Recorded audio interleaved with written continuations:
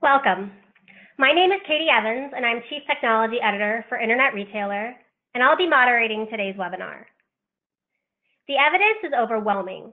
Consumers want to shop across channels, and when they can do so easily, they often spend more. And that means getting omnichannel right is crucial for merchants.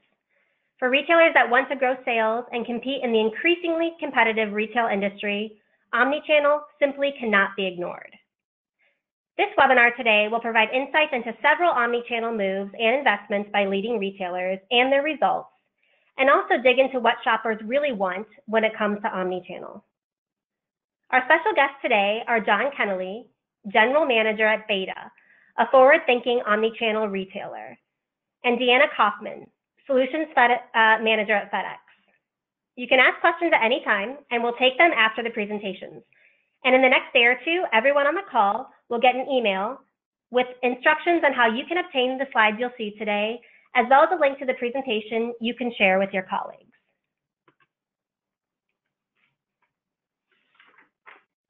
So I'm going to kick off today's presentation by giving you some examples of different ways retailers are delivering on omnichannel. But I'll start with the most important takeaway. Today's shopper is already an omnichannel shopper, and her omnichannel shopping will only continue to grow. And retailers that invest in omnichannel are, in many cases, finding that it's paying off. I'm going to start with the case for why retailers should make omnichannel a priority, and then I'm going to spend most of my time giving you examples of different retailers' approaches to omnichannel.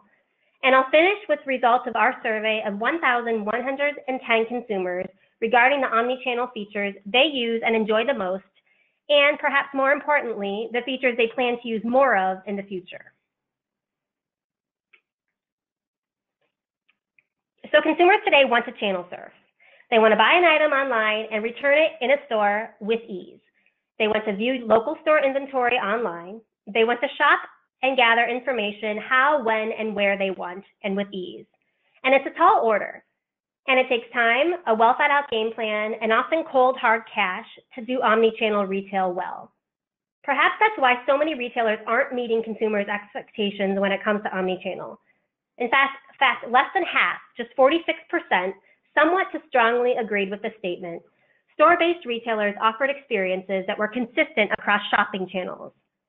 In fact, that question posted the lowest positive score among several aspects of shopping we asked consumers about.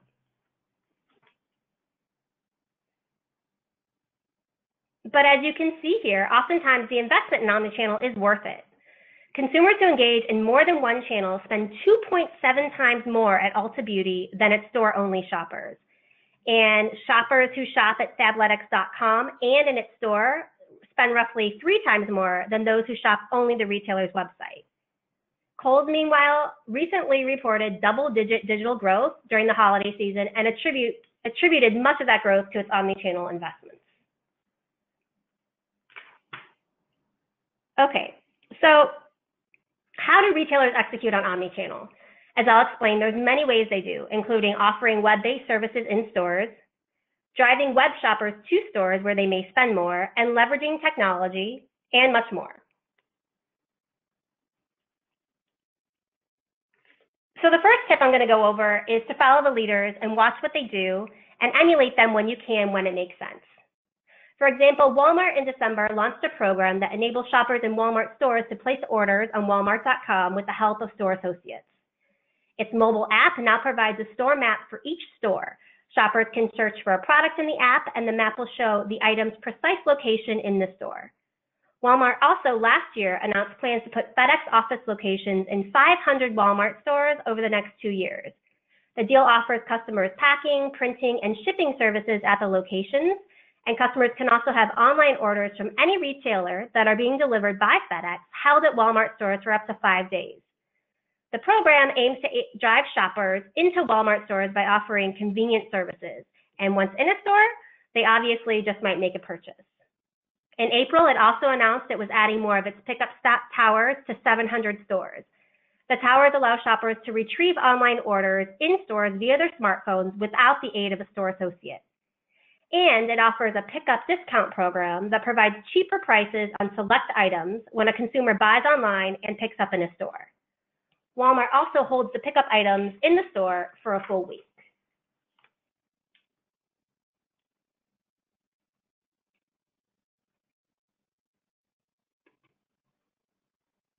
There we go.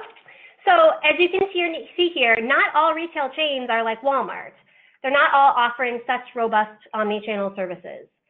As you can see here, 72.1% of retail chains in the Internet Retailer Top 500 offer returns of online purchases at stores, which is really good. And 55.7% offer buy online, pick up in store. Again, admirable. However, only about 29 of the 140 stores in the top 500 ship items from stores. That's only about 21% or 1/5. And that suggests even big store-based players still have omni-channel work to do. So another tip is to go offline. One way to drive more sales, obviously, is to offer more ways to shop. And that doesn't just mean retailers with roots in stores adding digital options. The strategy can work in reverse as well. More digitally native retailers, a term you're hearing a lot of, are opening stores or showrooms or selling in stores operated by others in an effort to grow sales. Mattress retailer Casper, which started out only online, has plans to open 200 stores in the next 3 years. Meanwhile, its competitor Nectar Sleep is taking a different route. Nectar, which started in 2017, is instead making its store debut at Mattress Warehouse, a chain with more than 250 locations on the East Coast. Meanwhile, digitally native men's suit retailer Indochino plans to open 20 showrooms this year, and that's on the heels of the 18 showrooms it opened last year. These physical shops now represent 70% of the retailer's revenue. And Indochino says average order value in showrooms is higher than online. And beyond driving those direct sales in showrooms, physical stores also produce a multiplier effect. Once Indochino moves into a market, its overall sales in the area grow as the storefront builds brand awareness. Other web retailers getting physical include men's apparel retailer Bonobos, which has around 50 guide shops that provide shoppers with fittings and try-ons through one-on-one appointments, and mostly digital beauty brand Glossier. It's also venturing further into bricks and mortar, opening a new store in Los Angeles in April. The other is a 1,500 square foot location in New York, which opened in 2016. Glossier says 50% of shoppers to its physical storefronts make a purchase.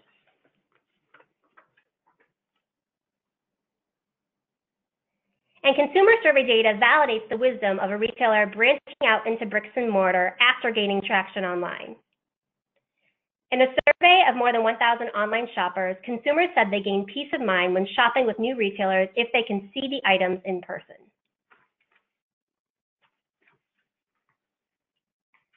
So tip number 3 is to don't be afraid to get help from the pros. So it's not just retailers that see money in omnichannel. Vendors are also eyeing the opportunity, and many have launched services to help retailers execute on it. UK-based Dottle, for example, earlier this year expanded its technology across the pond to the US. Dottle service lets shoppers order items online and pick them up at their retail client stores. For example, shoppers can pick up products from online retailers like Amazon and ASOS at Morrison supermarkets in the UK.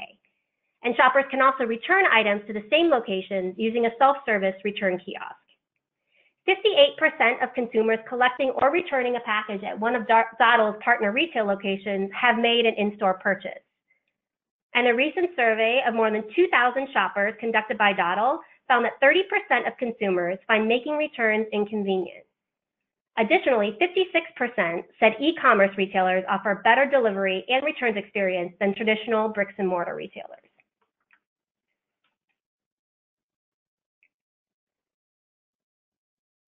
Tip number 4 is to tune into technology. So retailers should be on the lookout for ever more powerful new technologies that can help bolster online strategies and ease the channel shopping between web and store. Spanish retailer Zara's store in London, which opened in May, is a perfect example. It enables shoppers to collect online purchases or buy without an associate's help. Self-service checkouts let customers pay via mobile phone or credit card, and online order pickup points can store up to 2,400 parcels. Customers swipe a receipt on a sensor and a robotic arm retrieves the box automatically. And at that store, employees also carry iPads to complete a shopper's order online if the store doesn't have what she wants. And to see how separate pieces look as an ensemble, shoppers can swipe garments along a floor-to-ceiling mirror to see a hologram-style image of how they all look together.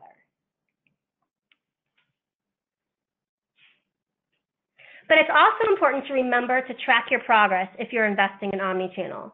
Retailers can't know how they're progressing on their goals if they don't measure their results. However, it seems many aren't tracking their progress. Only 47% of businesses measure the profitability of their omnichannel programs, according to a recent report from Forrester. That suggests many retailers are still in the early days of omnichannel. While they're investing in initiatives like buy online, pick up in store, many are not yet worrying about whether they're actually making money on it. Additionally, only 50% measure customer satisfaction of their omnichannel efforts, 44% cost of doing business, 43% new business and sales, and 41% brand position.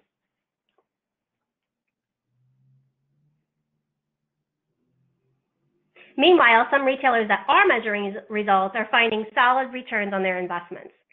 Children's clothing retailer Carter's, for example, sees its omnichannel approach as key to winning over higher spending consumers and driving customers to store, as you can see in this quote from CEO Michael Casey.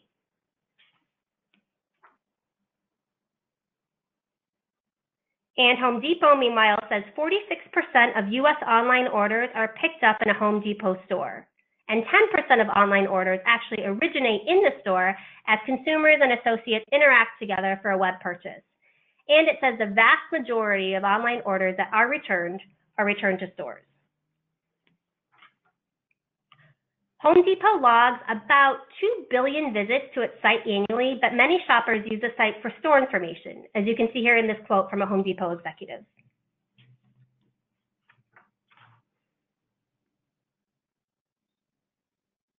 So retailers also should look at how consumers are shopping and how they want to shop. Retailers that craft a seamless omnichannel experience are winning the dollars and loyalty of shoppers, and survey data suggests they'll profit even more in the future. Most consumers are already omnichannel shoppers, and perhaps more importantly to retailers, many shoppers plan to shop across retail channels more in the next 6 months, according to an exclusive internet retailer survey of 1,110 shoppers. So first, we asked shoppers if they shop across channels. The overwhelming response was yes. 85% of shoppers surveyed have shopped both online and in physical stores over the past 6 months. And as you can see here, they use a variety of features. Nearly 80% check online for in-store product availability, and nearly 60% buy online and pick up in-store. Our survey results also find that tech sells, at least when it comes to omnichannel. A good portion of shoppers say they use cross-channel shopping technology when it's available to them. More than a quarter use mobile apps to locate products in store, and also more than a quarter use barcode scanners to get product information in a store. And when it comes to picking up online orders in a store, retailers can win over shoppers by making the process fast and easy, as the data shows here.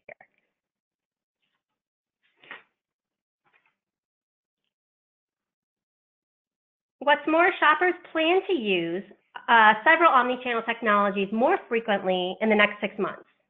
Nearly 70% of shoppers expect to use the web to check product availability at nearby stores more often in the next 6 months. And more than 50% will buy online and pick up in store more often.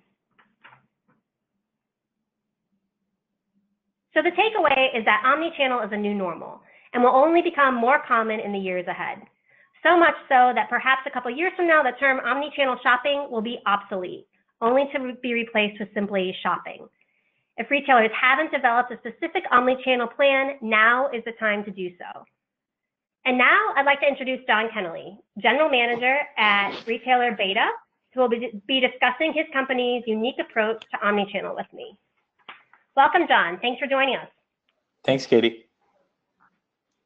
Great. So we're really excited to have you here and walk us through, I know what is your unique omnichannel journey and the lessons you've learned from it. So we're going to kind of, attendees, we're going to go through the questions on this slide, but feel free to ask follow-up questions, and we'll take them at the end as time allows if you want more details or have more questions about what he was saying. So Just to kick things off, John, can you introduce yourself, tell us a bit more about your background and your company? Absolutely. So I had partnerships for Beta. Our team is responsible for finding all the brands whose products we assort in our 16 stores across the country. I've been with Beta since day one. I was the first employee.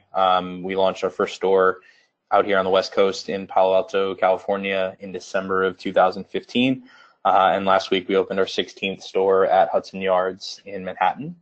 And we are a software-powered retailer. Brands can sign up online for space in our stores and pay a flat monthly fee for physical space in our stores. Our business model is completely different from a traditional physical retailer. We don't make any money from the sale of products. It's all from the subscription fees that our brand partners pay, and brands keep every dollar for the products that they sell within our stores. So I'm sure we'll get into more of those details, but that's a little bit about me and about Beta. Great. And I might pepper in some just follow-up questions. So is it mainly electronics brands, or is it, that consumers might not understand or feel comfortable buying just from seeing online, or? Great question. Yeah, we definitely, people who know us are familiar with us for electronics at this point. We were really primarily founded with smart home and IoT type products when we launched 4 years ago. We've started to really branch out into other categories, though. We're starting to sell some apparel in stores. We'll likely branch out into full stores that are non-electronics later this year. But I would say right now about 80% of our products are electronics. But as a whole, we're really focused on innovation. So anything that's innovative is a fit for Beta. It could just be apparel or fashion products that are made in a unique or sustainable way that have a story to tell. That's really what we're focused on is helping digitally native brands tell their story at physical retail. Awesome. So this is a pretty broad question, but can you kind of walk the audience through your strategy with omnichannel? Absolutely. We kind of, I think in today's climate, we definitely did things backwards. We started solely as a physical retailer in 2015. Definitely got some strange looks from investors when we were starting the company. Everyone assumed we were starting as a website and moving physical later, but we actually only had stores for about the first year and a half of the company. We didn't have the ability to buy products at beta.com. It wasn't until August of 2017, so about 20 months after we got started, that we actually launched a true omni-channel strategy. So we really felt that e-commerce and online retail is doing pretty well with the likes of Amazon and Shopify make it really easy to buy products online.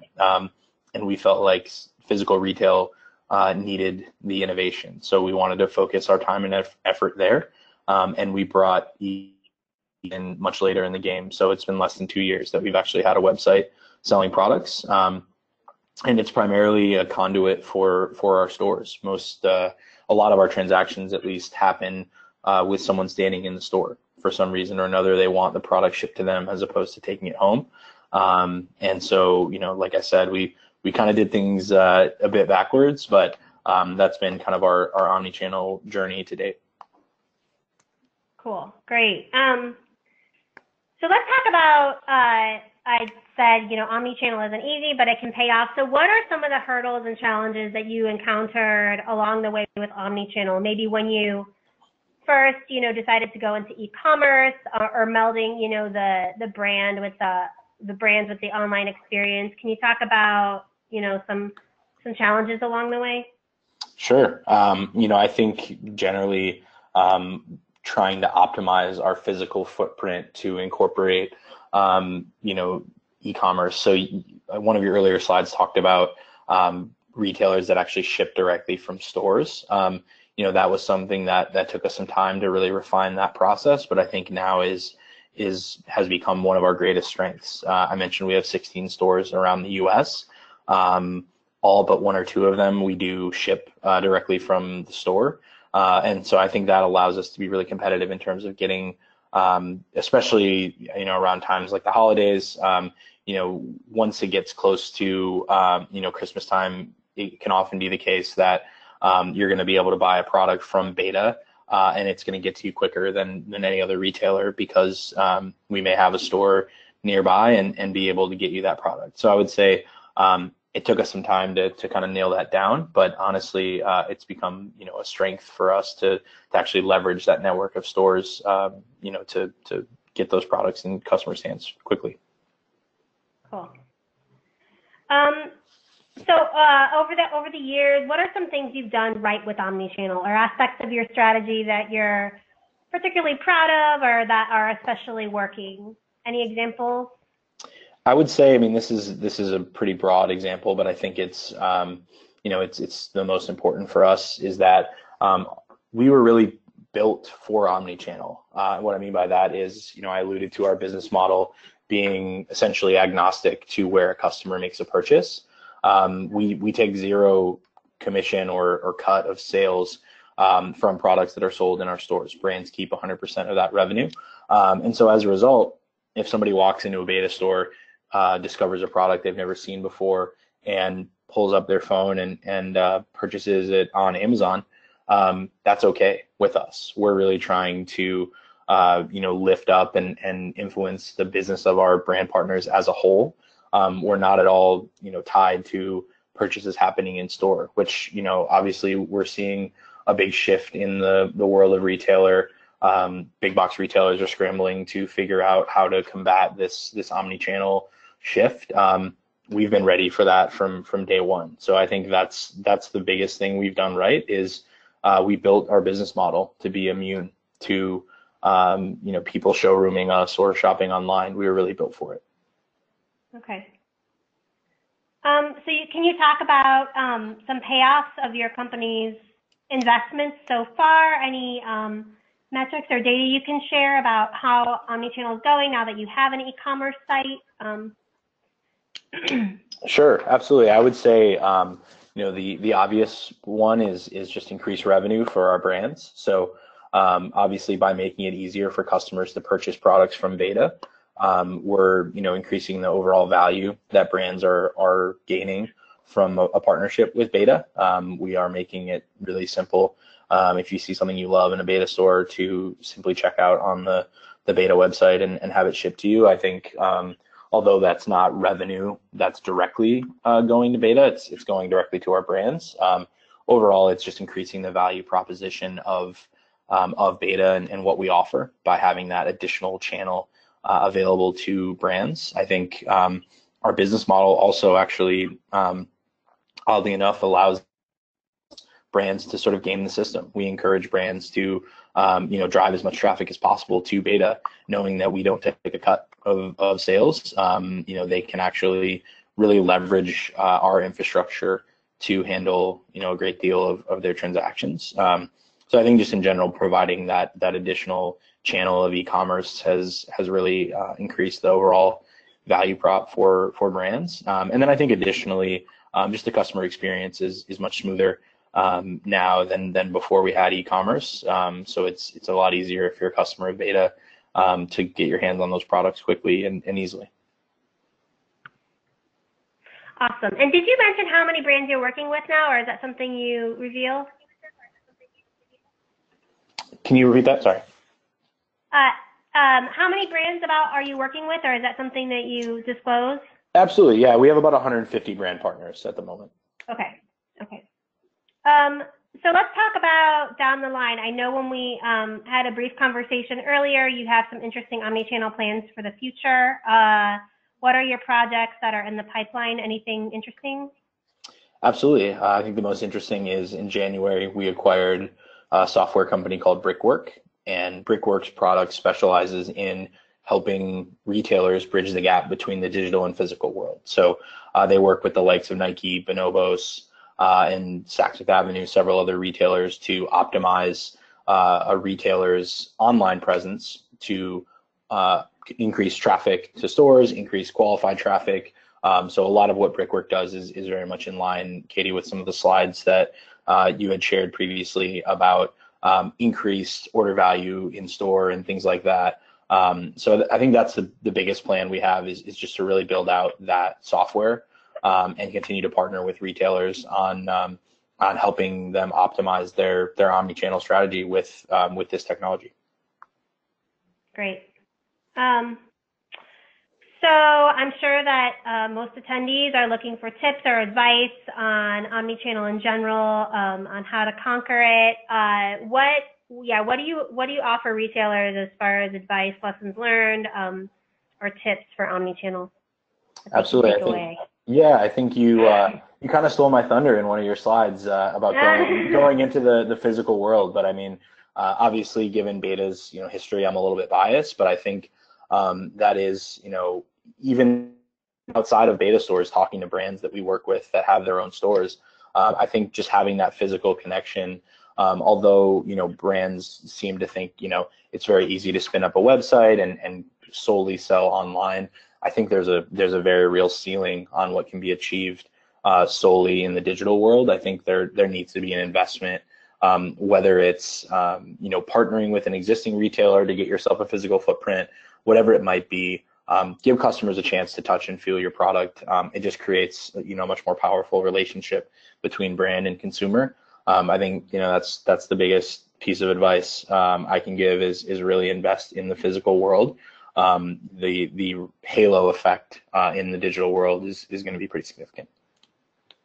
Great. Yeah, very much in line with that slide. Sorry to steal your thunder, but I know those survey results said that consumers still value touching and feeling, a physical good. And then those Indochino stats were pretty crazy. So very much in line with your philosophy. So thank you so much. Attendees, if you have any questions, follow-up questions, you can submit them and we will get to them if we can. So now we're going to move on to Deanna Kaufman. She's Solutions Manager at FedEx, and she's going to walk us through some of her and their thoughts on omnichannel. So you can take it away. Thanks. All right. Thank you very much, Katie. I appreciate it. So good afternoon, everybody. Thank you for joining us today. And what we want to talk about today is pleasing the channel surfing shopper. And, I think thank you to Katie and to John for setting everything up, because I think everybody's heard some fantastic content here. So one of the things we want to first think about when we think about this is that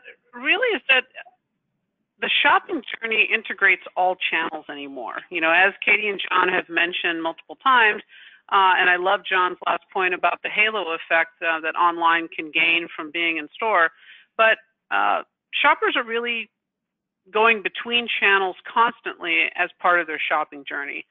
So it becomes insights that can be transformed into growth strategies that can be used by retailers to really up their game, increase revenue, decrease costs, and I think just as important is growing customer lifetime value.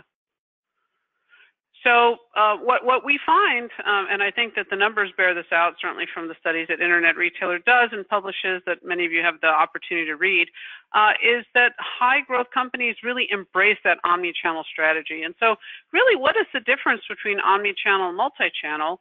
Omni-channel is holistically connected so that all of the multi-channel experiences have a common backbone. And that at its core means that you start to know the customer. It's the depth of the integration that makes the difference. So in terms of taking a look at the customer view, it's a 360-degree view that makes a consistent experience for the shopper, no matter what channel they choose to engage that retail brand with.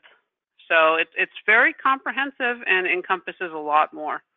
And increasingly, like Katie has shown in the research, and the research continues to bear out, that as part of that shopping journey, 73% of shoppers are using those multiple shopping channels.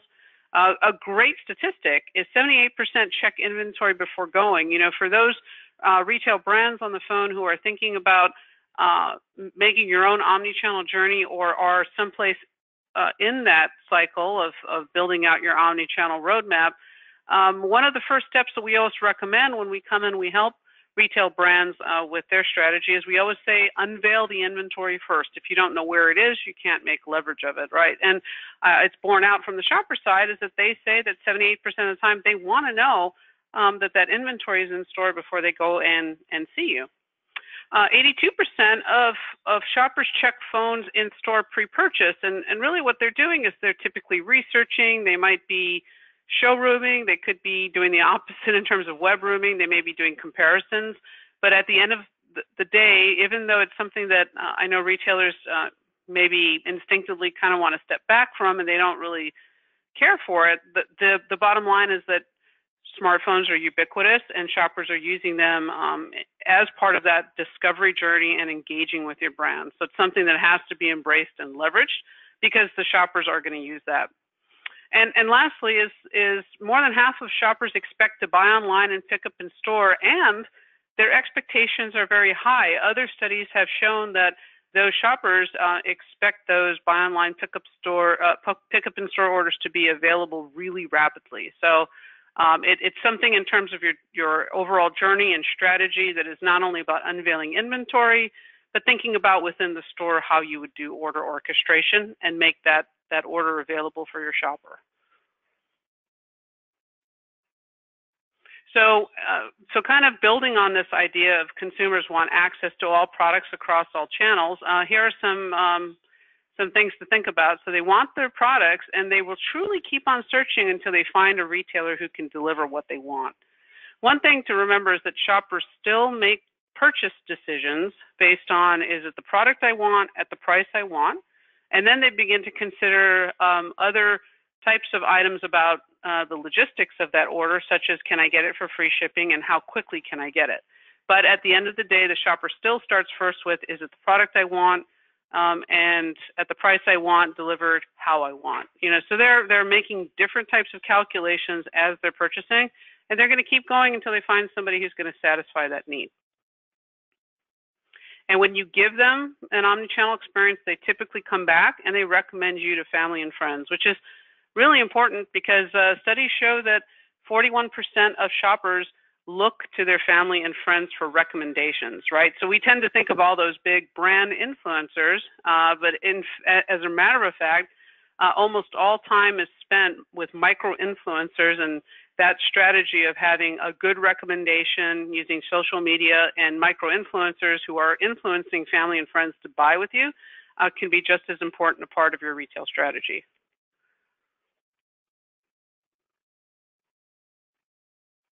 Shoppers, like we said earlier, they aggressively check product inventory, right? And I know this can be complex, particularly in certain areas like apparel, but they are certainly looking for size. Do you have what I want? And a lot of retailers are responding. One good example is that Walmart, and they were featured earlier in terms of their pickup kiosk, but they actually has a system that keeps track of all inventory reordering when product quantities get low. And I think that's a really important point to think about because one of the balances that customers who are leveraging stores for their online channels have to consider is making sure that you're never disappointing the walk-in shopper. So as Katie had mentioned earlier, this is a statistic you saw earlier, is that definitely more than half of retailers now are allowing customers to buy online and pick up store, but only about 21% offer ship from store. And it's understandable. It's a little bit easier in terms of the overall journey, not simple, but easier to get to the point where retail brands can offer that buy online, pick up in store experience. And certainly retailers want to drive shoppers into store, but there's all kinds of benefits that come from retailers when they offer ship from store. Because putting both that online experience and physical experience together creates a great deal of extra loyalty. So what do we mean by that, right? So think about that journey of after you've unveiled the inventory and you're getting your staff ready to orchestrate orders the right way. Now customers are going to be able to buy online and pick up in store. And we typically think of this as preceding ship from store. So for Target, using their buy online, pick up in store, that accounted for 15% of their earnings in Q3 of last year and increased 60% in Q4, understandably around the peak period. But Target also has a very aggressive local ship from store fulfillment strategy as well. JCPenney, 40% of their online orders were picked up in store, but JCPenney also makes available their inventory to ship from store. Best Buy, buy online, pick up in store increased for 7 straight quarters. At the same time that Best Buy is doing buy online, pick up in store, they've also managed to decrease their overall transit time to their shoppers significantly so that they're meeting and exceeding those ship-to-home orders from their stores. And Walmart, as you saw, added those pickup towers to 700 stores, which can hold 300 online orders, which is just an amazing quantity. And that allows shoppers to be able to access their order anytime, anywhere that they want in a very convenient way. But when you think about it, again, since only about 20% of retailers are shipping online orders from store, they have opportunity upside, any retail brand does, to rethink how ship from store can improve your profits. So generally speaking, when we work with customers and we try to focus in on what strategies they're trying to implement, usually they're focusing in on one or more of these as means to achieve their profitability goals.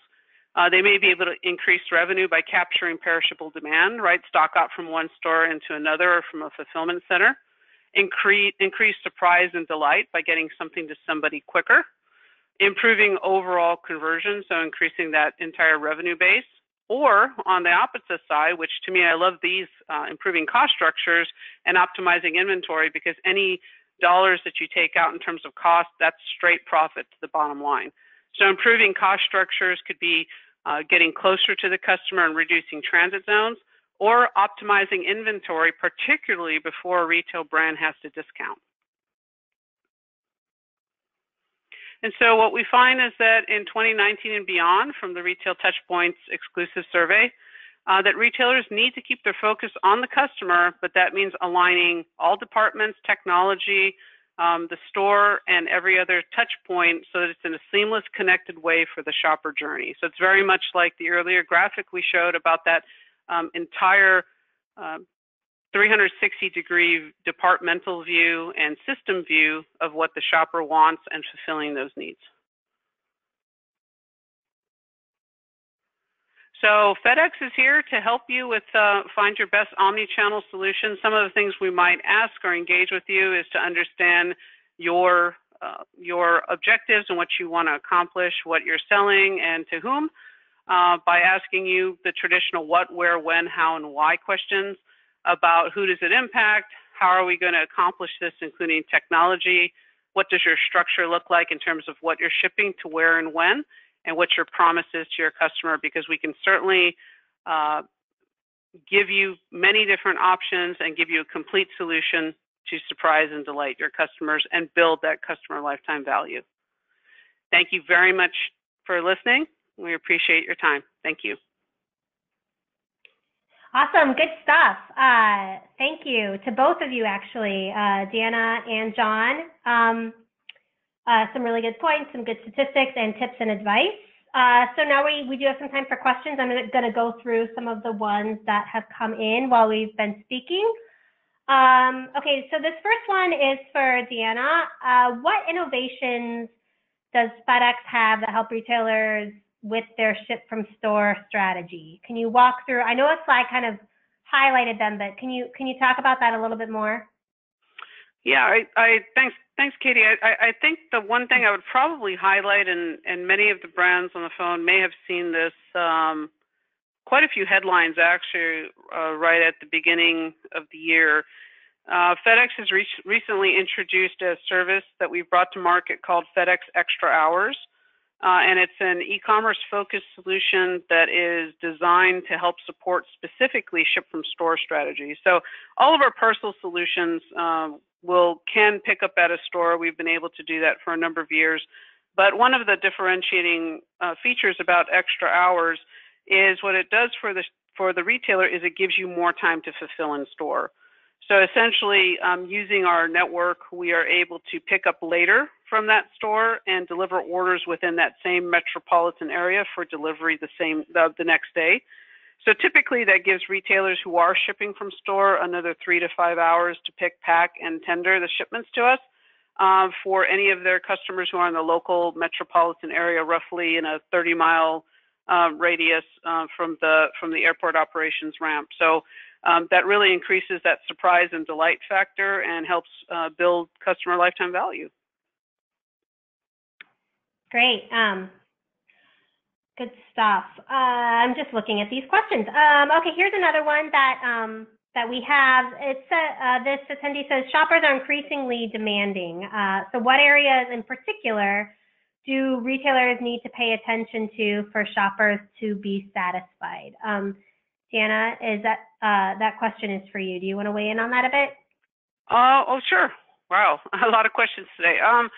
Yeah, so I think that the one thing I would probably stress the most, and I would refer back to that graphic that we showed, and I know people will get a copy of the slides, but the graphic that we showed that had that 360-degree view of the customer that included systems and technology. So one thing to kind of bear in mind is that the reason that e-commerce has grown exponentially really has a lot to do with convenience.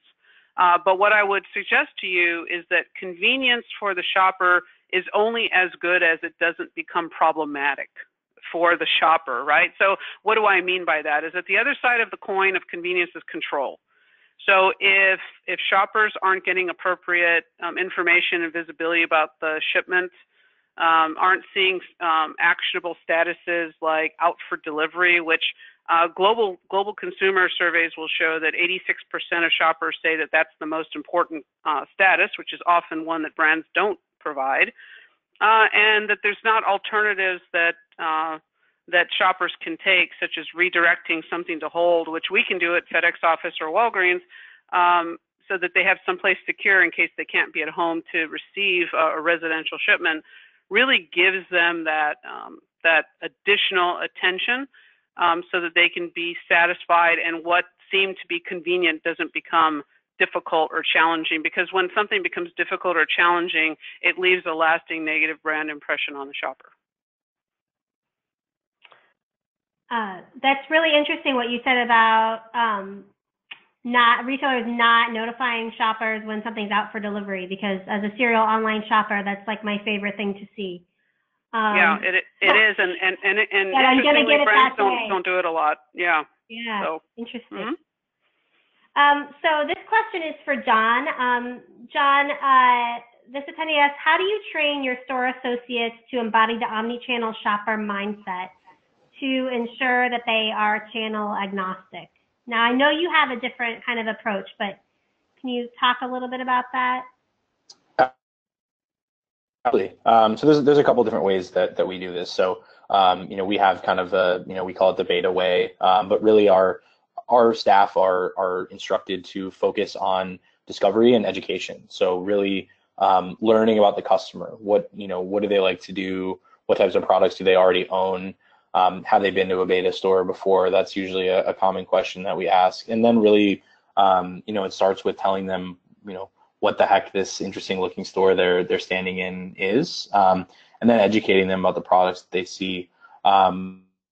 We also allow our brands to train in-store employees directly. So we see our in-store employees as an extension of the brand partners that we work with. We also use our software to do this. So our software actually allows brands to communicate directly with stores. So if a brand has a question or an update or something to share with individual stores around the country, they can actually send that store a message through our platform.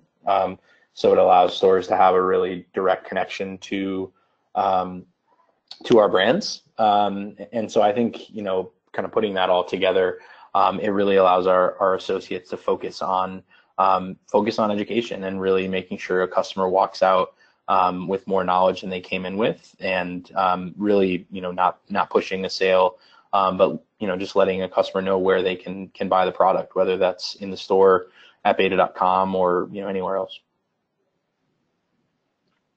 Great. Interesting approach, and nice that you explain. You have your associates explain exactly what the store is all about and why you guys are different.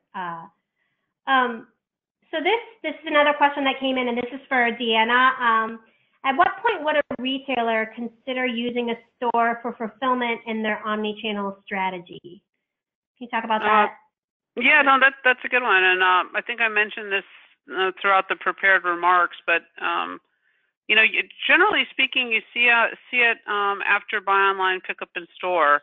The way that I typically think about it, and when we're again working with retail brands on strategy, is after they find the ability to have a unified pool of inventory and that universal view, they usually have to then kind of decide, what is it that you want the store to be? and kind of leveraging what John was saying earlier is that shoppers definitely still want that store experience, and they do expect the in-store associates to be upskilled and to help them discover their brands and be able to explain items in the store and also online, which can sometimes be a challenge, which is why a lot of associates now, you see them with iPads and different types of tools within store.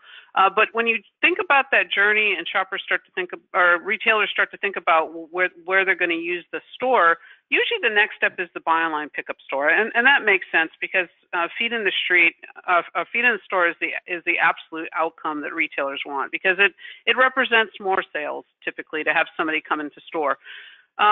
But once they do decide that, yes, I'm going to use a store as a fulfillment node because of, any one of the strategies that I outlined earlier, whether it's I'm, trying to manage a stock out someplace else, or I'm trying to get a shipment to somebody quicker.